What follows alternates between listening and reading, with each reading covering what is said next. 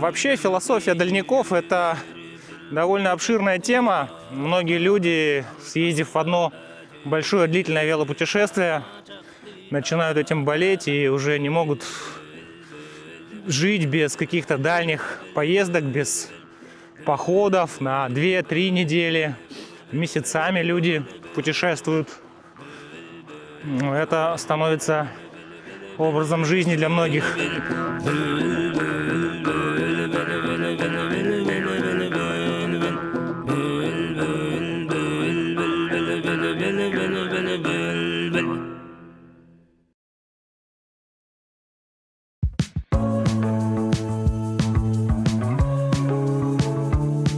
Привет, друзья! Сегодня у нас замечательный осенний якутский день. Погода просто шепчет, идет прекрасный снежок, тепло не холодно.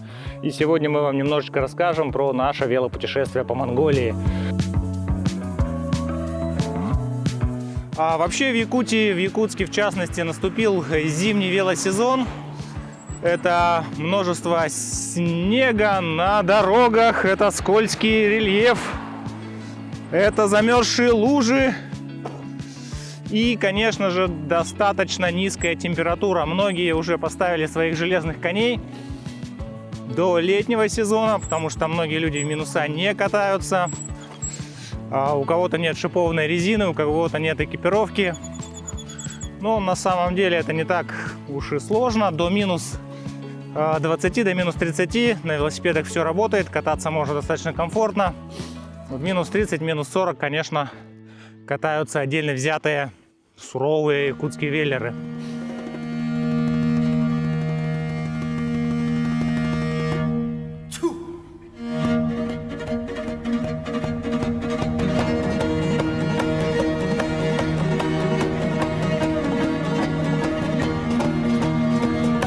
Сегодня нас из монгольской команды собралось 3 человека.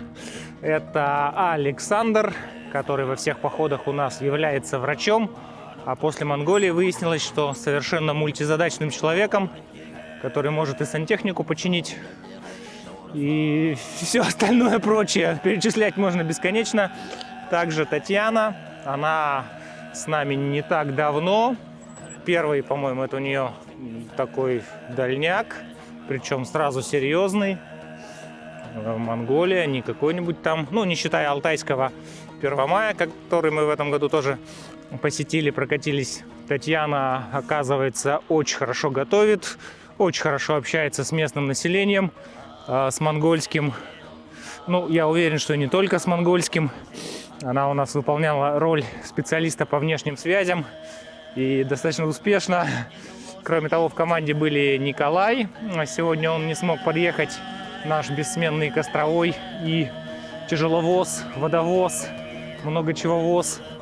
И Лиля, которая, в общем-то, весь поход нас кормила, рассчитывала маршрут, места ночевок. То есть она была по факту организатором всего мероприятия. Лиля живет в другом городе, поэтому, конечно, присутствовать сейчас она не может.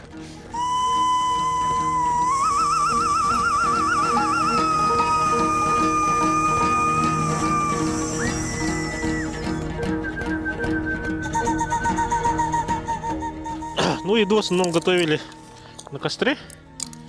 Для костра нужны дрова. Вначале дрова были, когда ехали вдоль озера Капсугу. Там лиственницы растут. Ну, как у нас в Якутске. Проблем особо не было. Но потом, когда уже спустились с гор в степи, там уже проблема с дровами. У нас были газовая горелка, бензиновая горелка. Нужно обязательно иметь несколько вариантов приготовления пищи. А костровой у нас в основном Николай, ответственный за костер. Он следил за огнем, разжигал его и в дождь, и в ветер. Он сидел возле костра, пока мы занимались своими делами.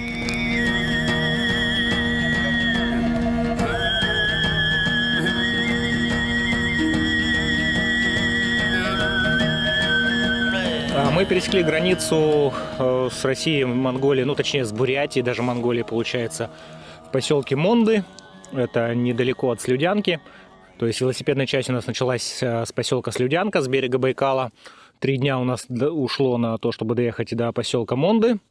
Там КПП, граница Монголии. Там посередине поля стоит КПП, можно его обойти, да? Либо... В Монголии очень упрощенный въезд, попадание для россиян. Достаточно только загранпаспорта с каким-то рандомом, правильно оформленного загранпаспорта с рандомным сроком действия. На границе проверяется загранпаспорт, дополнительно никаких визовых сборов не взимается, никаких виз оформлять не нужно. В паспорт ставится штампик пересечения границы, и 30 дней можно находиться в Монголии без проблем. По истечении 30 дней можно продлить пребывание до 90, по-моему, или до 60, что-то такое. И первый же поселок монгольский, который нам всем так понравился, это Ханх. Он, по сути, такой перевалочный пункт. Это как, ну, не знаю, как космопорт такой. Там постоянно шныряют какие-то автобусы, гостевые дома, вывески, магазины, кафешки. То есть он такой очень попсовый. И несмотря на то, что это уже Монголия, там можно спокойно расплатиться рублями. Там все монголы говорят по-русски. Там можно купить монгольские симки. То есть это такой классический вход в Монголию. Вот там мы как раз разменяли деньги.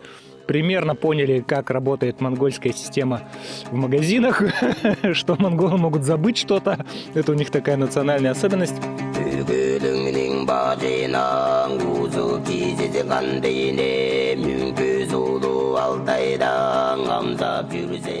И вот, когда мы начали менять рубли на тугрики, да, в Монголии тугрики, звучит прикольно, выглядит тоже достаточно интересно, мы выяснили, что курс довольно интересный, порядка 36 к рублю, и меняя, например, 5000 рублей, вы получаете пачку из 200 почти тысяч тугриков. Ну, казалось бы, 200 тысяч, вау, это же целое состояние.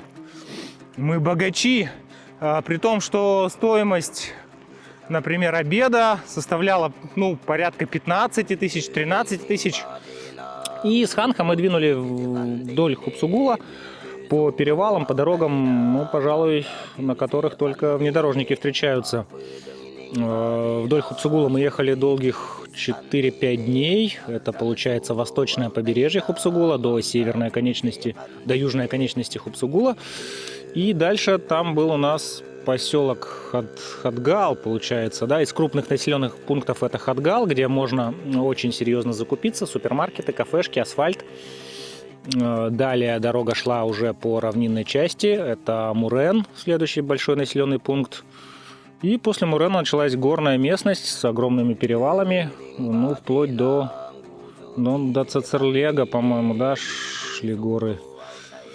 Цацерлег, Тариат и Хархарин. Это вот в общих чертах крупные населенные пункты. Хархарин у нас был финишем велосипедной части, но сам поход закончился в Улан-Баторе, в столице Монголии. Между Хархарином и Улан-Батором это 350 километров просто ровной степной дороги, которая, ну, крайне неинтересна для велопередвижения, поэтому было решено этот участок пройти на автобусе. Многие группы так и делали.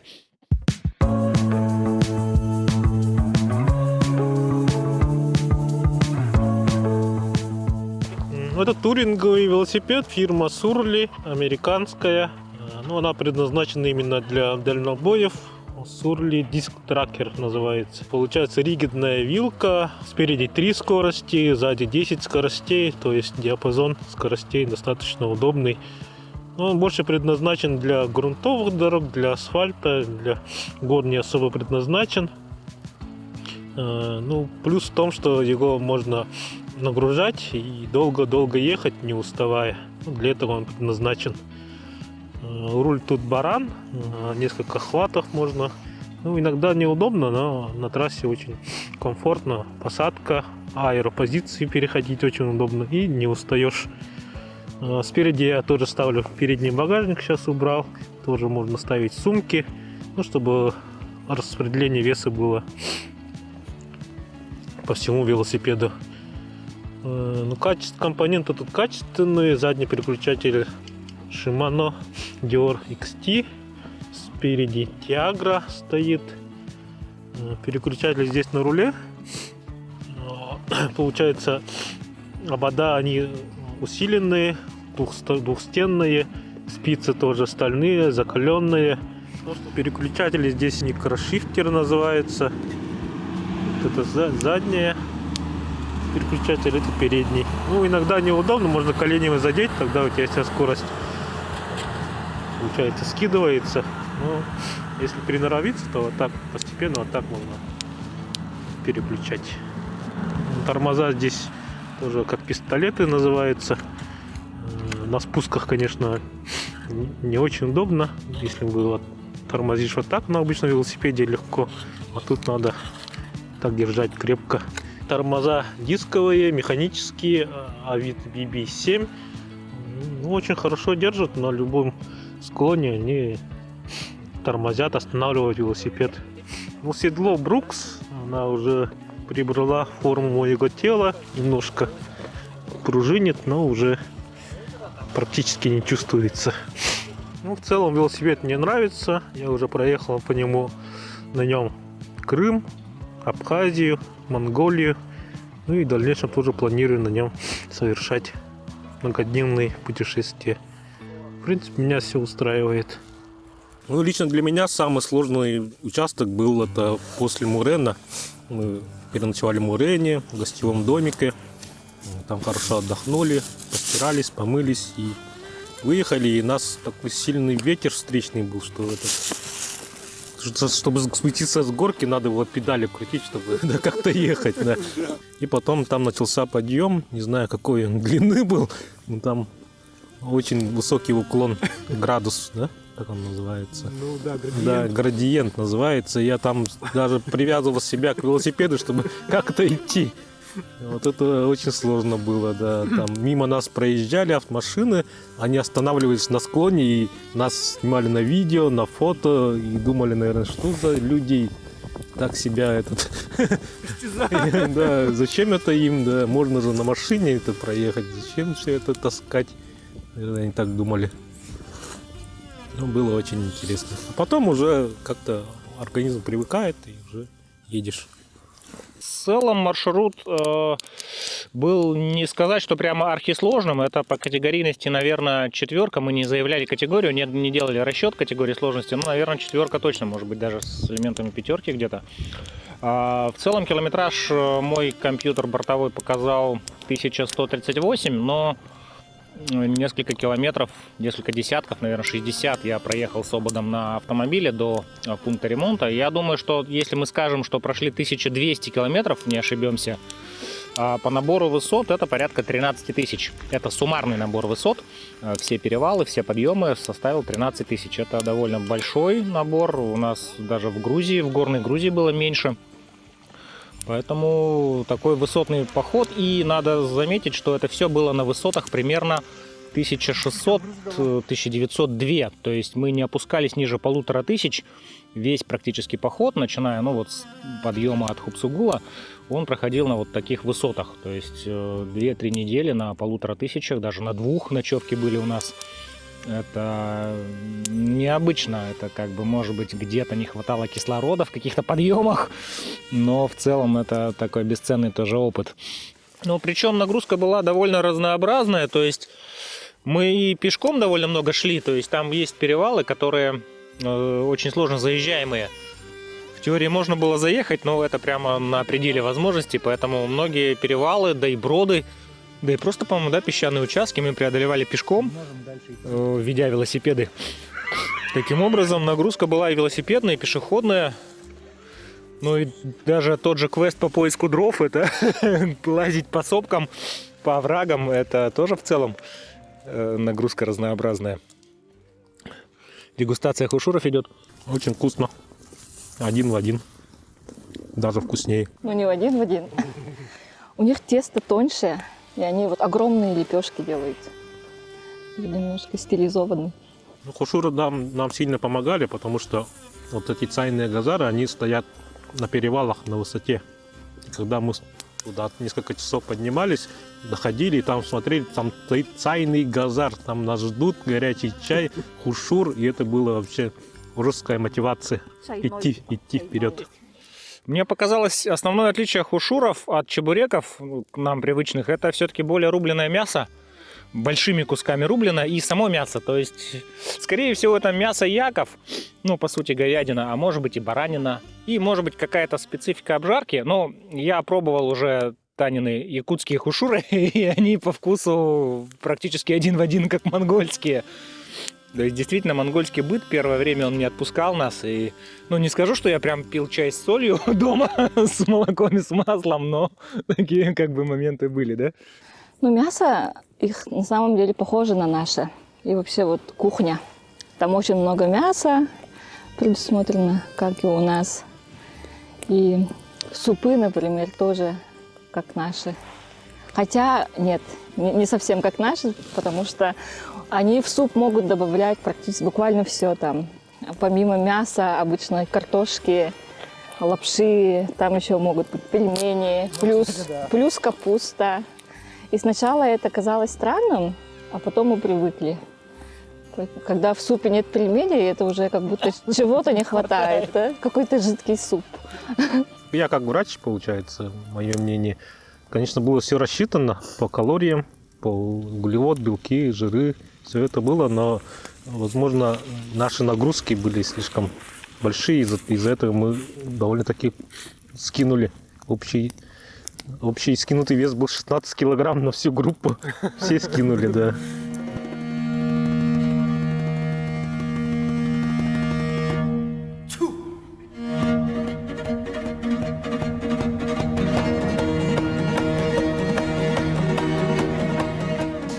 Еще один интересный момент о том, что можно и нельзя ввозить в Монголию.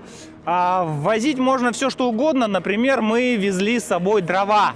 И когда пограничники попросили открыть рюкзаки, такие с покерфейсом открывают, смотрят, а у меня там дрова сложены. Они, понимающе хмыкнули, улыбнулись и, в общем-то, ничего не сказали. Также у нас были российские продукты, ну, какой-то базовый набор, тушенка, хлеб, и это все без проблем прошло досмотр. Но вот, я не знаю, дрова возили ли люди в Монголию. Как выяснилось, они не были совершенно лишними. То есть в Монголии разжечь костер, ну, в степях, в полупустынях, там достаточно проблематично. Можно, но проблематично. Поэтому дрова из России – это такой, ну, локальный мем, можно сказать. На маршруте нам повезло с погодой, очень сильно повезло. Дождь был, ну, буквально один раз, по-моему, да, вот такой, чтобы прям намокнуть. Либо он накрапывал, либо был какой-то пасмурный день, например, 1-2, но в целом было очень здорово. Солнечно, практически полное отсутствие осадков. Ветер, он бывал и встречный, как сказал Александр, что действительно ехать было, стоять было тяжело.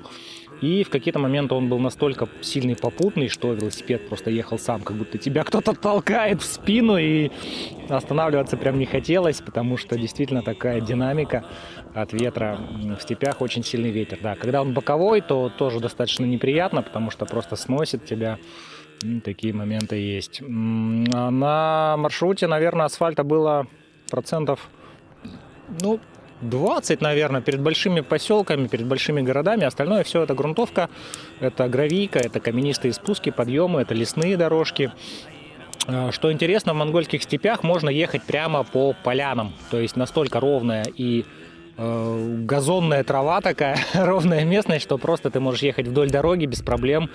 Несколько колей дорожных там у них, как правило, идет по полянам, и спокойно можно ехать вдоль дороги, комфортно достаточно. У нас в каждом походе есть человек, который отвечает за связи с общественностью. Это общение с местными жителями, это какие-то там ответы на вопросы постоянные, куда едете, откуда вы и так далее. В этом походе занимались этим Александр и Татьяна. Александр очень бодро решал вопросы с заселением, используя английский язык.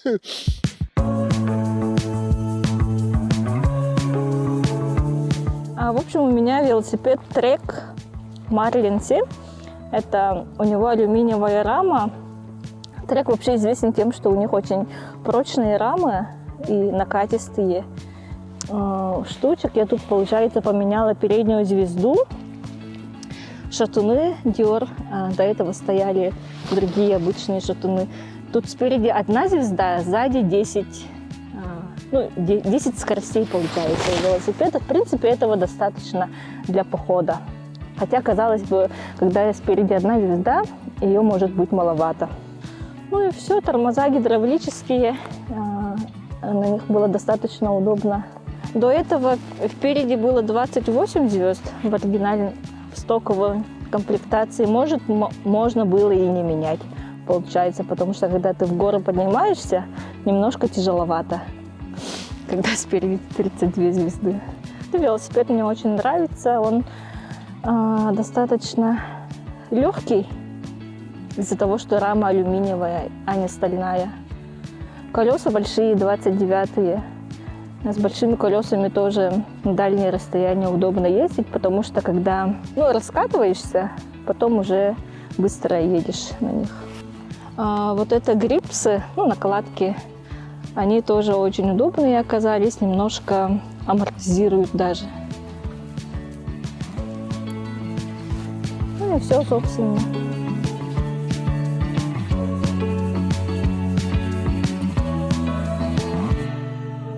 А Татьяна, используя все языки, которыми владела, начиная от якутского, французского, местами монгольского, а также язык жестов очень хорошо помогает. Мы наигрались в крокодила. Вот, Тань, как тебе удавалось находить общий язык с монголами? Почему они тебя понимали, а нас нет? Я не знаю, почему они меня понимали, но мне кажется, они очень внимательные. Они же даже английский плохо понимают, получается. Но когда ты что-то рассказываешь, очень внимательно слушают и как будто проникаются, и как будто все понимают. Может, они и не понимали, да? Не знаю. Как-то на интонации, да, на интонации, да. Вот. Ну и вообще, наверное, общие какие-то правила все равно существуют, потому что когда ты много языков учишь, все равно же там есть какая-то база там. Хотя я до конца так и не поняла, потому что у нас же не было времени, мы не успели даже элементарные слова монгольские выучить. Просто там сеть уже не очень хорошо работала, и мы даже «здравствуйте» только выучили. Надо отметить, что очень сложные монгольские слова для произношения и вообще для понимания. То есть там язык... Вроде там у них кириллица, не иероглифы какие-то, а обычные русские буквы на наши похожи. Даже если пытаешься на монгольском сказать, они это не понимают. Да. Слова совсем другие. Это даже не тюркский язык, получается, да. Цифры даже, числа не совпадают. Пару слов похожих. Ага. Пару слов только, да. Тюргенхол. Тюргенхол — это быстрее, да. Да, пару слов было. Аймах. Чай, цай.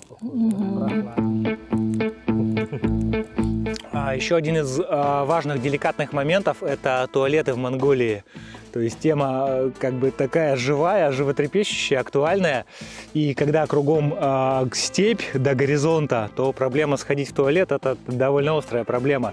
Монголы делают как? Приезжает машина где-то на перевале условно, не останавливаются, из машины выходят люди, дети, отходят метров на 10, делают свои дела.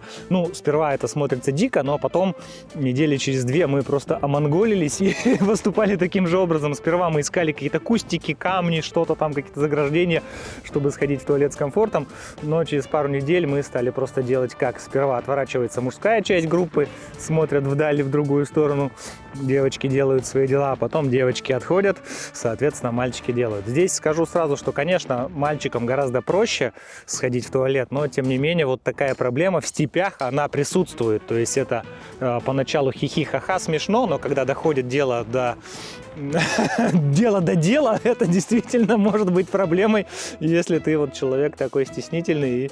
Это все сглаживается временем, привычками, то есть в конце мы просто действительно с этим, не заморачивались, скажем так, но проблема такая имеет место быть. Монгольские туалеты — это просто выкопанные полметра ямы, хорошо, если где-то они огорожены палками, какими-то тряпками, но в целом это просто ямы в поле с видом прекрасные бескрайние монгольские степи. Это я про туалет рассказываю, можно было тебе тоже сказать.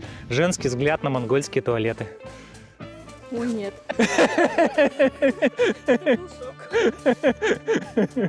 Сначала первые дни был шок. Люди просто не доходят до туалета. Ну, это жизнь, да, без туалета нет жизни, потому что как это естественная потребность. Это естественная потребность, и да, это действительно проблема, да.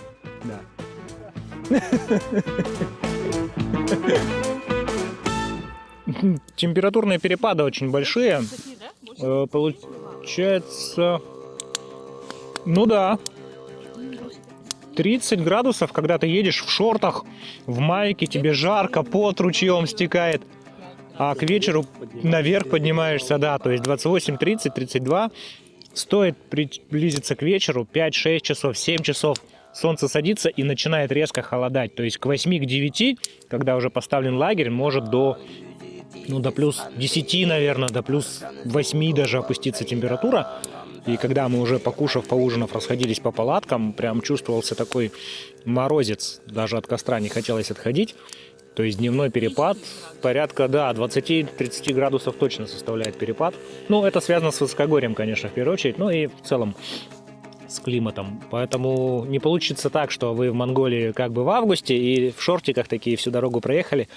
Пуховики, куртки, теплые жилеты, термуху имеет смысл с собой вести, конечно. Очень хорошо без летающих кровососущих насекомых. Ни комаров, ни каких-то москитов, ни мошек, ни мух. То есть ты можешь вот так вот сесть у костра утром или вечером и без всяких досаждающих летающих гнусов спокойно посидеть. Вот это прямо однозначно плюс, респект в копилку Монголии. Как только вот в Бурятии, помните, была ночевка, где просто вечером у реки комары, невозможно было снять энцефалитный костюм, чтобы покушать, потому что они прямо закусывали насмерть.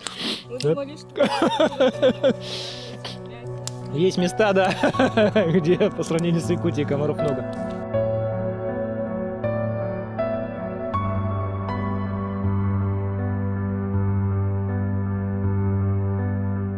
Учитывая то, что большая часть маршрута это подъемы, перевалы, крайне желательно, конечно, хорошие пониженные передачи.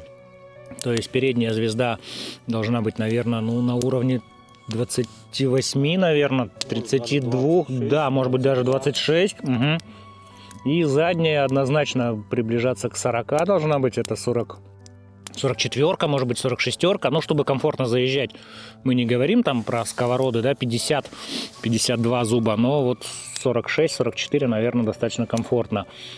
Тем не менее, все равно некоторые перевалы заходились пешком, потому что, подъезжаешь, и вот просто стена такая, и она из камней. У нас были в основном это МТБшки, классические горные велосипеды, 2 туринга, которые на равнинах, на плоскоче очень хорошо себя показывали, но в горах местами не хватало просто передаточных чисел.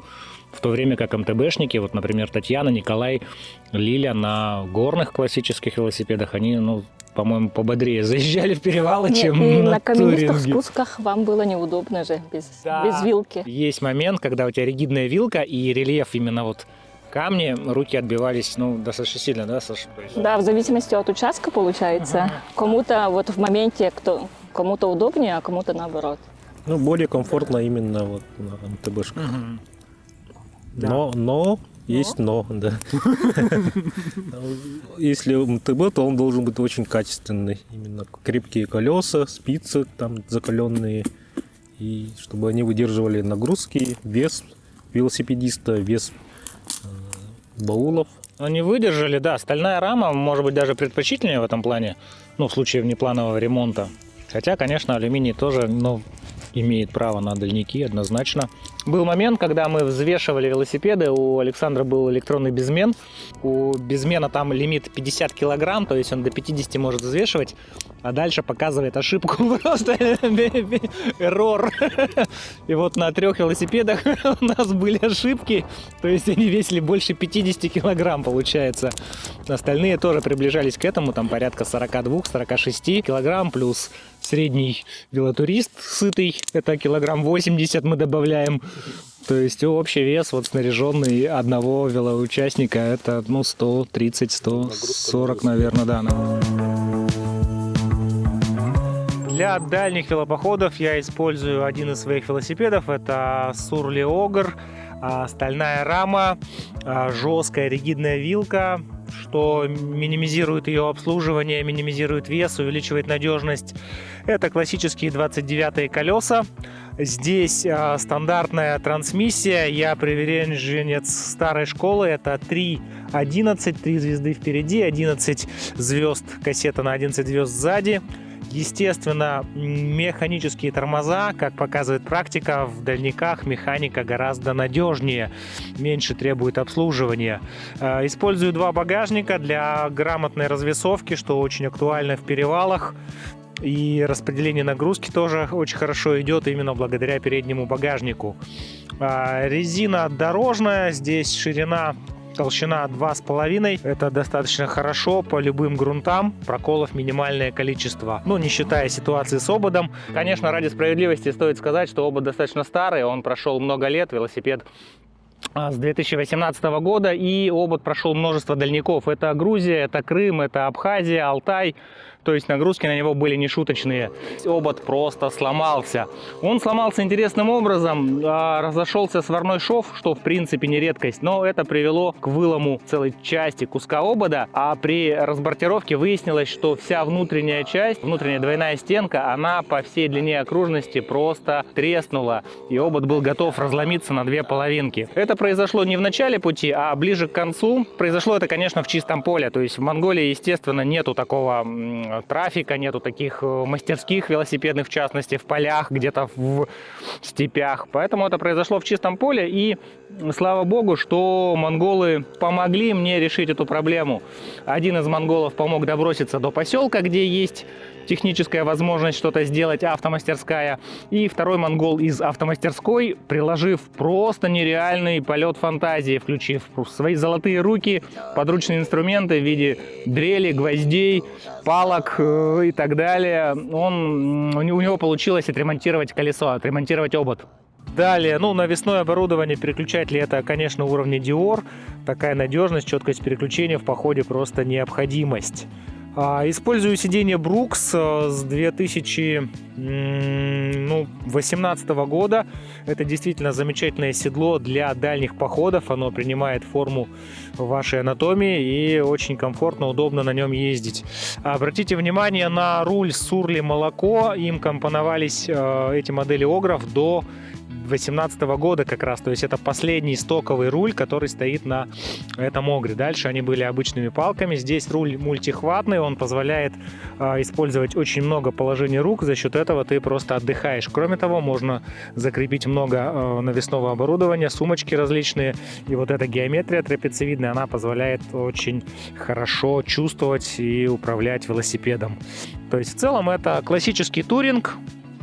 Может быть, из таких МТБшных элементов что-то узнается, но классический туринг, на котором не страшно отправиться в дальнее путешествие по любому рельефу, комфортно чувствует себя и на дальних длительных перегонах по прямой, и в умеренных подъемах по умеренному бездорожью тоже. Велосипед в целом хорош, стальная рама – это однозначно один из его больших плюсов. Получается, есть же несколько этих частей, расхода. Это, во-первых, проезд, это авиабилеты, это ЖД-билеты, это от этого никуда не деться. И получается там на проезд нам где-то 50 тысяч туда-обратно. И поезд, и самолет. Получилось. Потом на питание, проживание, это общественный корм мы скидывались по 47 тысяч. И потом уже на то, что кафешки, пара хостелов платили сами. И там где-то, наверное, тоже...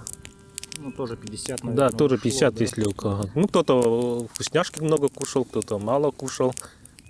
И потом уже в Улан-Баторе это уже на ваше усмотрение, на ваш кошелек. Сувениры, магазины. По покупкам там особо не пошикуешь, то есть там нет такого, что ты купил себе что-то крутое, на маршруте. В Улан-Баторе, да, там уже совсем другая история, ты попадаешь в цивилизацию, хочется все купить, все потратить. Но в целом, да, подсчет такой, да, примерно около 100 плюс-минус.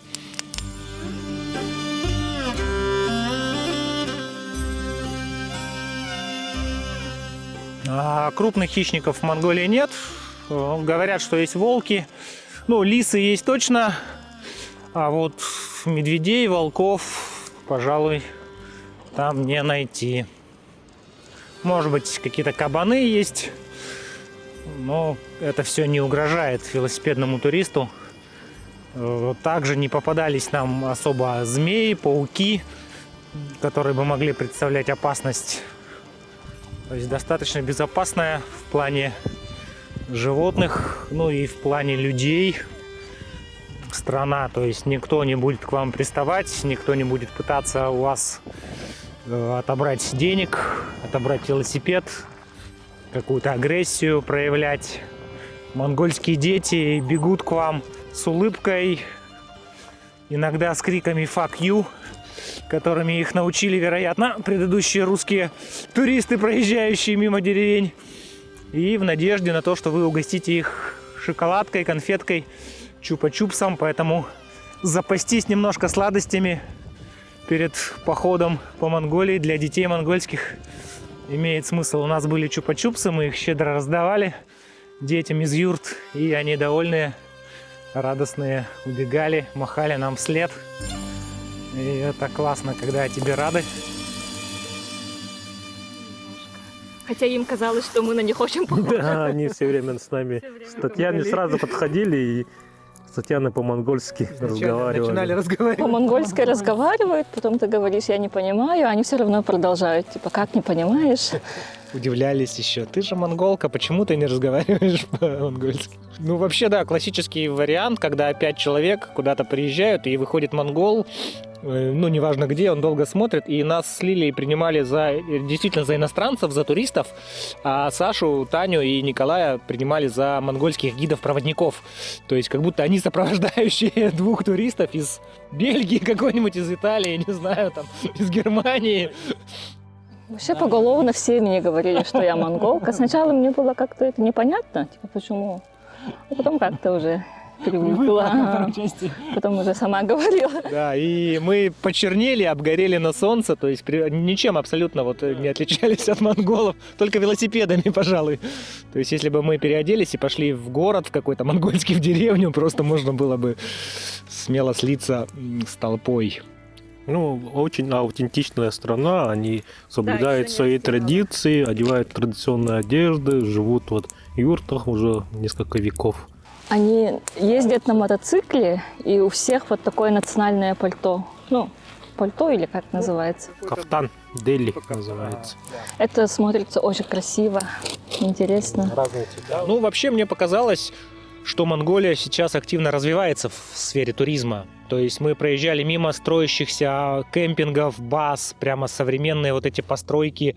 И в национальном стиле юрты есть хостелы, где прямо в таком монгольском стиле поставлены юрты. Мы даже ночевали в одном таком, снимали юрту. И современные домики, базы в деревнях, в больших городах. Очень большой упор сделан на будущее развитие туризма.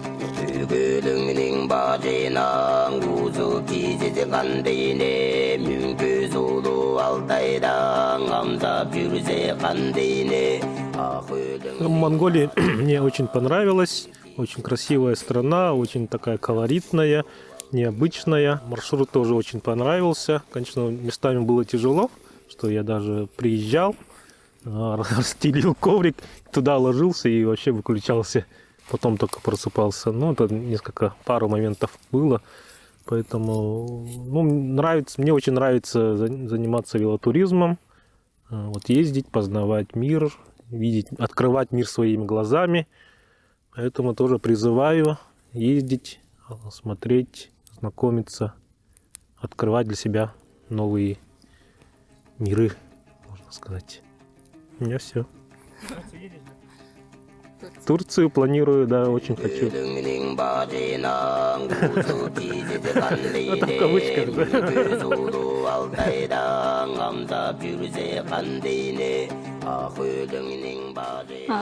Так как я влилась в велосипедное движение относительно недавно, да, считай, после пандемии, и слышала вот про Монголию, мне казалось это каким-то нереальным событием, ну, какой-то вот мечтой. просто вот думала и очень рада, что получилось действительно подготовиться, поехать. Для меня вообще вот этап подготовки всегда очень сложно проходит. Это вот настроиться, найти время, собрать вещи. А когда ты туда уже съездил, очень такое приятное ощущение, что да, действительно это, оказывается, может любой человек сделать. По силам главное любить вот велосипед, любить природу, путешествия. И если вот, наверное, хотелось бы сказать, если кто-то хочет, но сомневается, то не надо сомневаться, ехать надо.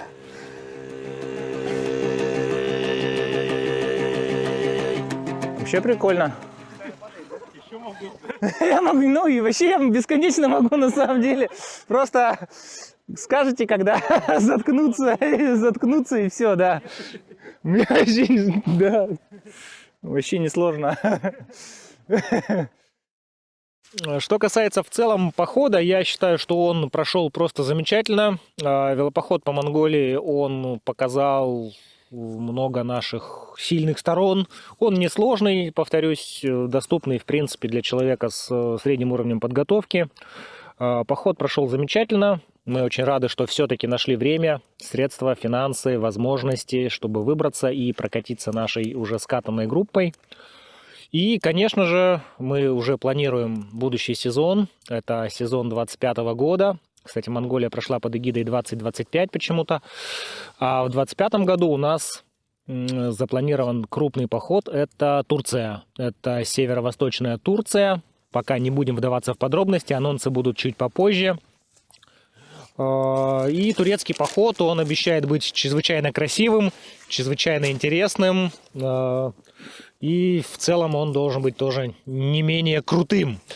Хочу еще отметить, что немалую долю организации, вот такой вот у меня флаг, он монгольский, прошел Монголию, и не только.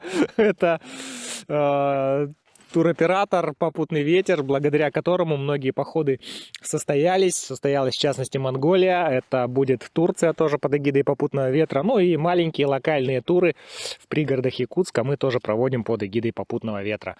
Путешествуйте больше, путешествуйте чаще. Большое спасибо. Увидимся в походе.